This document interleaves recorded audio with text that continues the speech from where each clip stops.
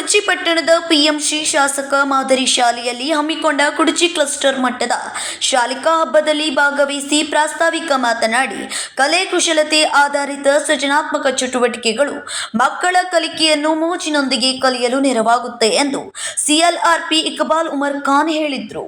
ಇವತ್ತು ನಾವು ಕುಡಚಿ ಪಟ್ಟಣ ಕ್ಲಸ್ಟರ್ ವ್ಯಾಪ್ತಿಯಲ್ಲಿ ನಾವು 2024 ಮತ್ತು 2025ನೇ ಸಾಲಿನ ಕ್ಲಸ್ಟರ್ ಹಂತದ ಕಲಿಕಾ ಹಬ್ಬ ಕಾರ್ಯಕ್ರಮವನ್ನು ಇಲ್ಲಿ ಆಯೋಜನೆ ಮಾಡಿದ್ದೇವೆ.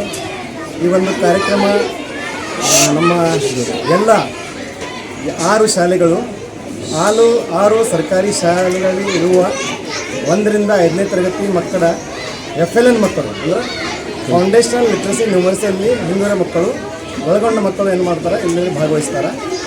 ಈಗ ನಮ್ಮ 6 ಶಾಲೆಗಳಿಂದ 1ರಿಂದ 5ನೇ ತರಗತಿಯಲ್ಲಿ ಓದುತ್ತಿರುವ ಒಂದು ಶಾಲೆಯಿಂದ ಸುಮಾರು 11 ಮಕ್ಕಳು ಇಲ್ಲಿ 12 ಮಕ್ಕಳು ಅಲ್ಲಿ ಭಾಗವಹಿಸಿದ್ದಾರೆ.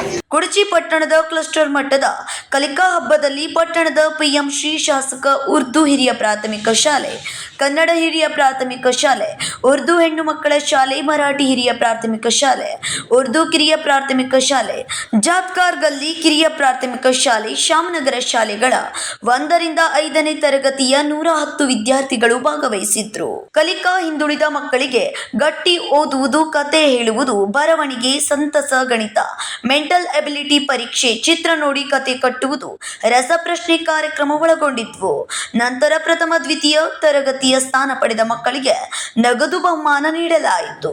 ಈ ಸಂದರ್ಭದಲ್ಲಿ ಪಿಎಂ ಶ್ರೀ ಮುಖ್ಯೋಧ್ಯಾಪಕ ಮೊಹಮ್ಮದ್ ಅಲಿ ಪಟೇಲ್, ಎಸ್ಡಿಎಎಂಸಿ ಅಧ್ಯಕ್ಷ Johar Rohile, GS Melgadi, CRP Iqbal Umar Khan, MI Mulla, Tajil sir, Budguppi, Abubakar Patel, Halemani sir, Ashfaq Jahangir, Samaji sir ಇತರರು ಉಪಸ್ಥಿತರಿದ್ದರು. Sanju Byakode, KMM Kannada news, Raibag.